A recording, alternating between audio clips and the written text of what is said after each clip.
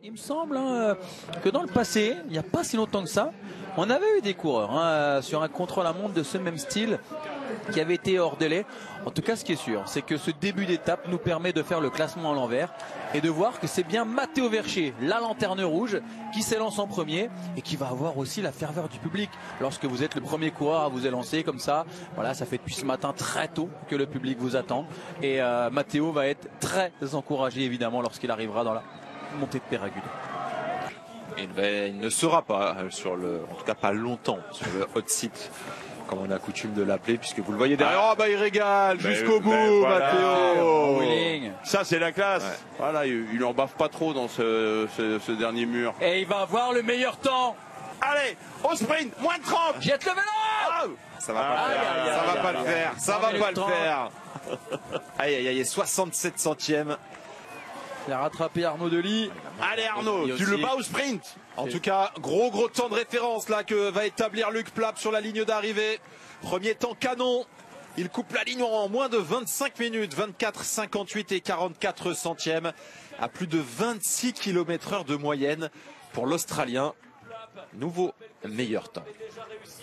Tout porte à croire que le petit grimpeur de poche de la formation Bahrain Victorious va le faire à fond. Il porte par procuration le maillot blanc à pois rouge puisqu'il est à égalité avec Tadej Pogacar, mais le champion du monde est passé en tête au sommet d'un hors catégorie. Ah oui, des parts toniques pour Lenny. Et il va le faire à bloc. Ah oui. Lenny Martinez coupe le deuxième intermédiaire avec le même retard qu'aux premières sur Luc Plapp. 10 secondes de retard. Jusqu'au bout pour faire honneur à ce beau maillot blanc à pois rouge de meilleur grimpeur. Allez, 50 derniers mètres en 25 secondes, limite. Et ça sera au-delà des 20 secondes même pour Lenny Martinez. 23 secondes et 49 centièmes très exactement. Il a même perdu encore 3 secondes dans les forts pourcentages par rapport à Plappy. Allez notre Bruno. Le champion de France du contre-la-montre qui s'élance. Objectif, top 10, voire mieux, a-t-il dit ce matin au micro de Louis-Pierre Frileux. Il part en tout cas avec beaucoup d'intention. Bruno Armirail est passé au premier intermédiaire avec un retard de 2 secondes et 78 centièmes sur Luc Plapp. Il est dans les temps quasiment du rouleur australien qui, on le rappelle, a le meilleur temps sur la ligne d'arrivée. Un chrono terminé à plus de 26 km/h de moyenne pour le champion d'Australie de la discipline. Est-ce que le champion de France va réussir à faire le match avec lui? Réponse dans les prochaines minutes. Il reste encore un peu plus de 6 km d'ascension pour Bruno. Et il relance jusqu'au bout. À moins d'une minute, non. Ce sera à plus d'une minute de Luc Plapp, mais un très bon chrono de l'ancien champion du monde. Il termine à plus de 25 km/h de moyenne. On rappelle qu'à ses grandes heures, il avait remporté un contre-la-montre sur les routes du Tour de France. C'était non loin d'ici à Pau, également dans le sud-ouest. Et ça sera derrière pour Bruno. Derrière Lenny Martinez également. Le poids de l'échappée d'hier. On rappelle que même des grimpeurs comme Lenny Martinez ont encore perdu du temps dans les derniers pourcentages de cette ascension sur Plapp. Non, parce que c'est vrai qu'il voit les écarts. Il a vu qu'au premier intermédiaire, il était dans les temps de Plapp. Au deuxième intermédiaire, il a perdu du temps. Et puis à la fin, on a dû lui dire à l'oreillette qu'il perdait, mais voilà, il ne s'est pas relevé. On a eu quelques coureurs qui, lorsqu'il est pointé à 40 secondes, disent bon je lâche l'affaire. Bruno, lui, il n'a pas lâché l'affaire, bravo à lui. Oh la force qu'il a. Oh la force qu'il a. Alors oui, c'est tel un pur grimpeur en danseuse, mais il suffit de regarder le braquet utilisé par Daniels. Il n'y a pas beaucoup de coureurs qui sont capables de rester en danseuse aussi longtemps. Souvent un grimpeur, il fait assis, debout. Lui c'est gros braquet et je mets un énorme braquet. Ouais, beau finish également d'Aurélien Paré-Peintre, qui lui aussi va peut-être essayer de rentrer dans les 10 premiers provisoires. C'est fait, 8e temps pour Aurélien Paré-Peintre. On a donc 5 Français dans les 8 premiers. Oh là là là là là là. Les tricolores sont là, répondent présents. Allez, on en termine pour Adam Yates. Et le deuxième temps, il passe devant Lenny Martinez pour 6 secondes. Et c'est parti pour le top 10. Matteo Jorgensen, équipier de Jonas Vingegaard, s'élance. L'Américain extrêmement décevant hier.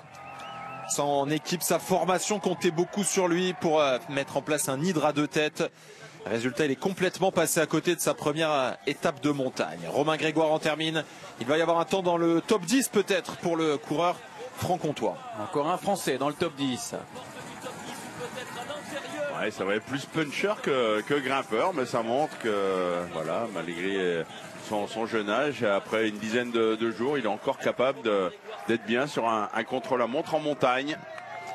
Le public de Loudanvielle qui pousse, qui crie, qui hurle derrière Kevin Vauquelin.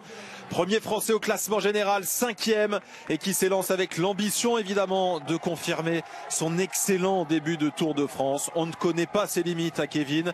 Il va une nouvelle fois essayer de les repousser aujourd'hui. Il aurait pu tout perdre hier en difficulté dans le Soulor. Il a fini par s'accrocher, résister, limiter la casse, conserver son maillot blanc, même s'il aura perdu du temps sur des coureurs comme Oscar Onley ou Florian Lipovitz.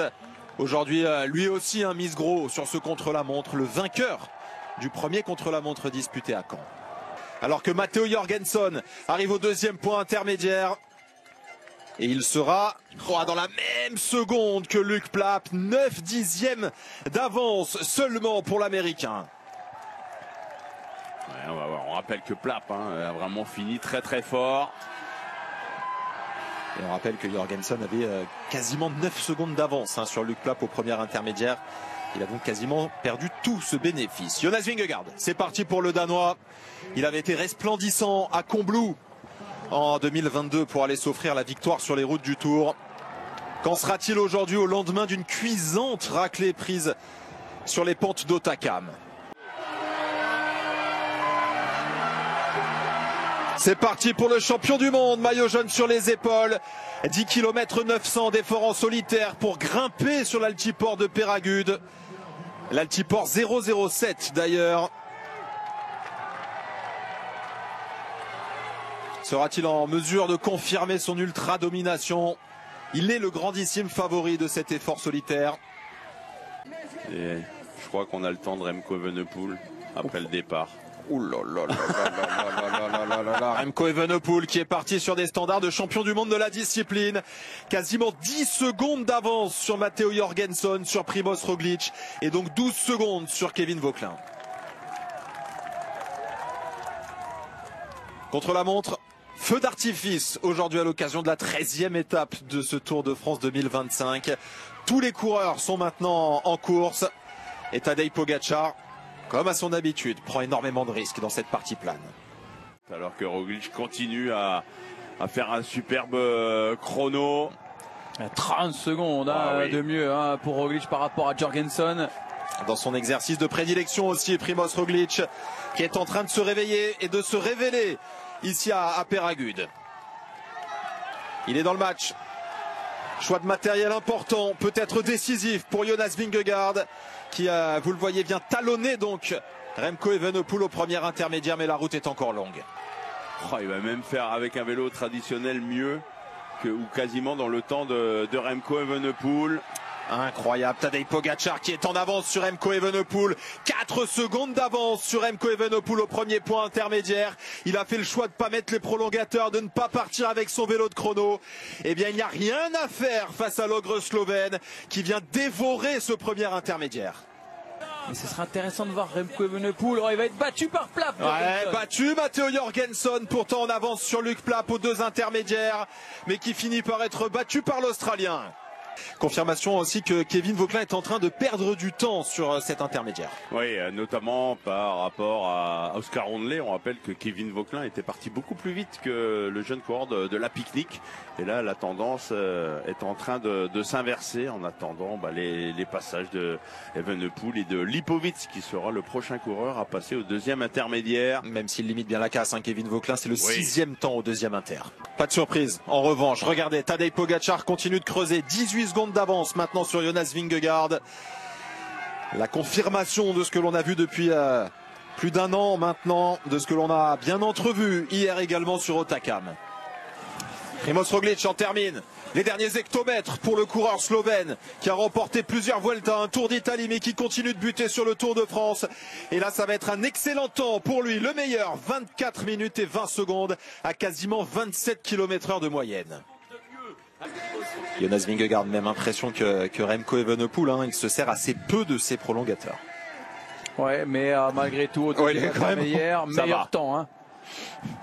30 secondes d'avance sur Primoz Roglic qui lui-même avait mis 30 secondes à Matteo Jorgensen. Il repousse donc son équipier à près de 1 minute déjà. Et il a dégagé la visière également qui devait bien l'enquiquiner. Énorme temps réalisé par Jonas Vingegaard. Il restera évidemment Tadej Pogačar. Oui, on fait ses affaires pour Luc Plapp. On se posait la question de ce hot seat. On ne l'avait quasiment, on ne l'a pas vu du tout même à l'écran. Mais il y était là. La confirmation d'une hiérarchie à 3 étages. Tout en haut, on retrouve Tadej Pogačar intouchable. Juste en dessous, Jonas Vingegaard. Et le reste du monde est à un 3e échelon. Et la confirmation avec ce 2e point intermédiaire, Tadej Pogačar, bouche ouverte dans son style caractéristique, qui vient de couper la ligne avec 23 secondes d'avance sur Jonas Vingegaard. Il relègue donc Primoz Roglic à 52 secondes. Voilà pour les 3 seuls à être sous la minute. Il va terminer dans son style de puncher, le Normand, auteur d'un solide chrono, mais qui va être battu assez largement par Primoz Roglic, battu également par Oscar Onley. Il va perdre 30 secondes environ sur Oscar Onley. Oh là là, Remco Evenepoel qui est 100 mètres devant. Hein. On a vu Jonas Vingegaard sur l'image précédente. 8e temps pour Kevin Vauquelin. À 1,14. Il va se faire rattraper, je crois bien, Remco par Vingegaard. Le Slovène a réussi à accélérer, à accroître cette avance. Primoz Roglic donc toujours meilleur temps. Florian Lipovic 2e temps. Les deux de la Red Bull Bora Hansgrohe à 35 secondes de son aîné. Allez, les 250 derniers mètres pour Remco Evenepoel, battu par Primoz Roglic. Ouais, c'est dur, hein. C'est dur. Il est juste là, mais l'image écrase. Ça écrase, heureusement. Mais Vingegaard va rien lâcher. Hein. Il ne va absolument rien lâcher. Il y va. Un Remco Evenepoel qui va être battu par Lipovic sur ce genre d'exercice. Lipovic qui était il va pas aller chercher le maillot blanc. Hein. Lipovic, il était ce matin à 50 secondes, 49. Mais il va faire un rapproché. Ah oui, je m'attendais pas à voir Remco Evenepoel perdre du temps pour le maillot blanc sur un coureur comme Lipovic. L'arrivée du podium provisoire, 2 visages différents. Remco Evenepoel en souffrance qui est sur le point de se faire reprendre par Jonas Vingegaard. On est sur l'altiport de Peyragudes. Cette image est spectaculaire. Les 100 derniers mètres, Vingegaard qui revient. 2 minutes, c'est incroyable. Sur 10 bornes, le temps perdu par. Alors il y a un gros temps de Vingegaard, mais Remco Evenepoel planté. Défaillance de Remco. Il va le passer. Il va le passer dans les derniers mètres. C'est terrible pour le maillot blanc. Jonas Vingegaard qui va couper la ligne avant Remco Evenepoel et prendre le meilleur temps pour 44 secondes d'avance sur Roglic. Remco Evenepoel termine derrière, battu, largement battu. Oui, ça va être une bonne trentaine de secondes. C'est toujours mieux d'en prendre 30 que d'en perdre 30. Ce sera le cas pour Pogačar. Mais il y aura la confirmation de l'ultra domination de Tadej Pogačar qui a quand même suffisamment de force pour lever le point. 23 minutes tout rond pour Tadej Pogačar. Qui une nouvelle fois aura été resplendissant. Oui, resplendissant malgré un très bon contre-la-montre de Vingegaard. À noter quand même le très bon contre-la-montre, un des Red Bull Bora qui monte en puissance avec le duo Lipovic-Roglic. Un Lipovic qui ne va pas prendre le maillot blanc pour 4 ou 5 secondes d'après mes calculs.